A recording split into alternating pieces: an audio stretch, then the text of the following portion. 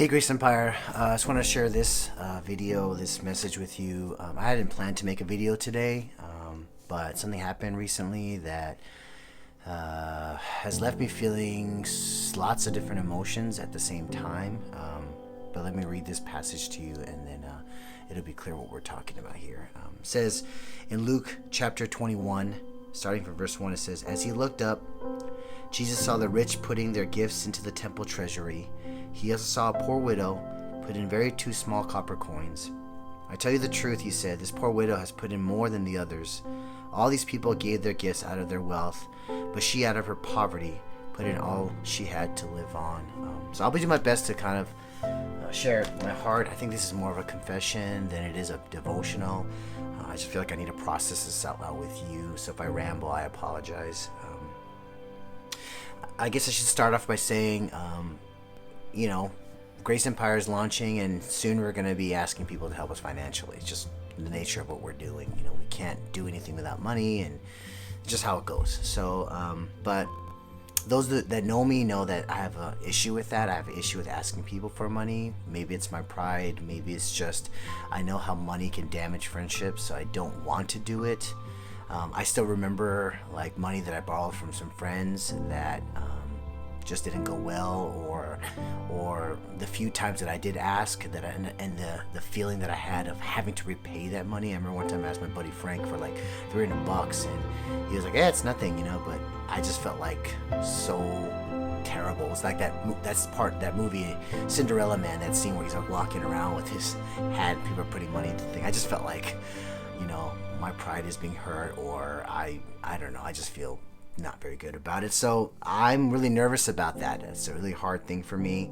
I know what I have to do, and I know that people are saying things like, don't let your personal feelings get in the way of letting God bless you, and they're not giving to you, they're giving to the church. So give them opportunity to give to the church. God will do something special there. And yeah, all that stuff, all that logic is sound, but it's still a problem. It's still personally an issue that I'm going to have to work through, and I don't know exactly how I'm going to do that.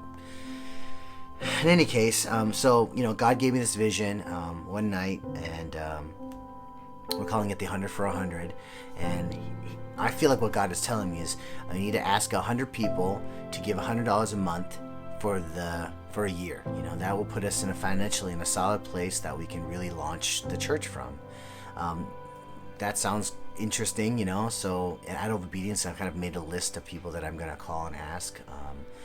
Of course, I'm hesitant about all of it, and I haven't done it yet for lots of reasons, but mainly because how do I ask people that I love or friends for help this way? And it's not me per se. Of course, it's going into the church bank account, but I think you guys know what the struggle is.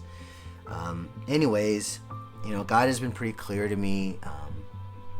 I've been reading through Haggai, and one of the things he said in Haggai is the history of Haggai is, the temple had been torn down, the walls are breached and been torn down, and King Darius in 536 gave a decree that allowed people to go back and rebuild the temple, which was awesome, and a lot of Israelites were excited, so they did. They went home, they moved their stuff over there to help rebuild the temple.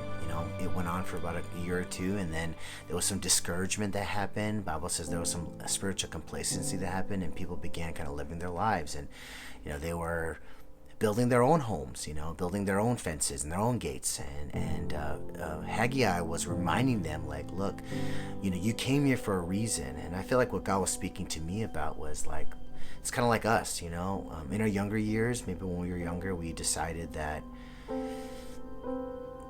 we wanted to build God's house. We wanted to build this temple, whatever that meant, whether it's be a missionary, or whether it's give to church, or whether it's help, I don't know, whatever it was that we had decided to do at some point. But, we began living our lives, and we got older, and we started, focusing on college and our own careers, and focusing on our reputations and moving ahead. And then we had families that we had to take care of and all these different things. And I feel like God has told me to remind the people, look, don't forget the passions of your youth. Don't forget the promises of your youth. Help me at this point to rebuild God's temple. I'm building a new temple for God. I'm not talking about a building. I'm talking about a church. People that are going to make a difference in other people's lives. Help me build that church. Help me build that temple. So that all being said, and as I read Haggai, and I'm reading that over and over and over again, one of the phrases that seem to keep coming up is that God is the one. God is the one that's doing it. God is the one that's building it. God is the one that's moving people's hearts. Well, it looks like that's kind of happened. So I get a call like 15 minutes ago, 20 minutes ago. Okay, I'm sitting in the parking lot of Panda Express. Okay, get my Panda on. Okay, and my mom calls me. I'm talking to my mom, and she's like, hey, I'm gonna be traveling. Your sister sent me some money to come up to Korea to see her, and my mom's situation, guys, is really bad.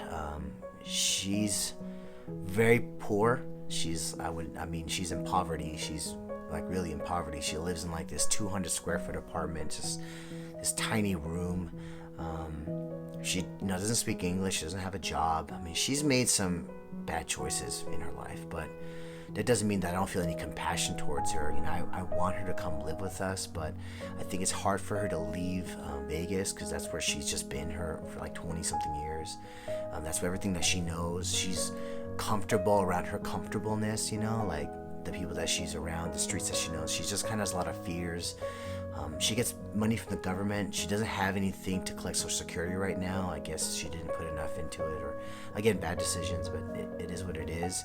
So she has very minimal income. Like, I'm not exactly sure how much but it's under maybe in 1,000, maybe under 1,000 a month or something like that. Just not a lot.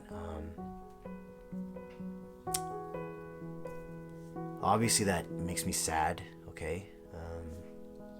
But she called me and she said that she wants to donate $100 a month to Grace Empire, And at first I just laughed. I was like, what? Like, of all the people that are going to give, like, Mom, you don't have any money. Like, it's okay. You don't have to. You're not even on my list because you're my mom, like, I can't make you.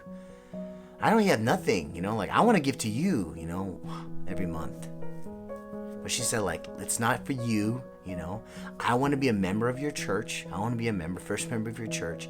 And I want to give because I want to give to God. And immediately, like, this story, like, came alive to me, right? Because I used to think of the widow as some lady, some maybe old lady dropping in her copper coins. But for the first time, the lady has a face. And that face is my mom's face. And I feel frustrated and I feel confused because part of me is angry because, like, of all the people to ask God, you're gonna ask my mom? Like, she has nothing, That's my human flesh, I guess, just wanting to protect her. But then there's the other side that is thankful that my mom is like so obedient and willing to give. That's not who she was, and at the same time, it's like I'm praying that God takes care of her, whatever that means, whether it's through me or through other situations. Maybe something will get solved when she's overseas in Korea. Maybe I don't know.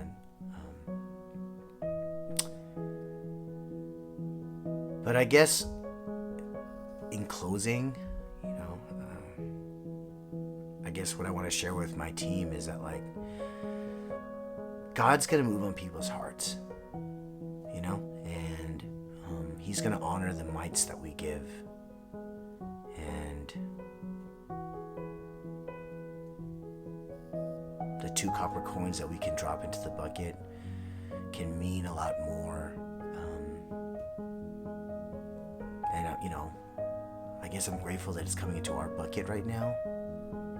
But I don't know. I mean, guys, I don't know what's going to happen with my mom, and I don't know what's going to happen, but I am moved by her faith, and I am moved by what she's doing, and it's all the more because it's my mother. She didn't grow up a Christian, so if my mom is watching, I just want to say thank you, Mom. maybe on the phone I didn't sound grateful, but it's because I don't know how to tell you that I'm so proud of you and that I love you, and what you're doing really blows my mind. I wish I could say all this in Korean to you, but I can't. But thank you so much. You've given me faith, and you've given me strength to believe that God's going to take care of us. And I pray that God moves other people's hearts just like He's moved your heart. So thank you for that. Thank you for being obedient, Mom. All right, guys. So that's it. That's today's fresh bread, I suppose. We'll see you guys later. Bye.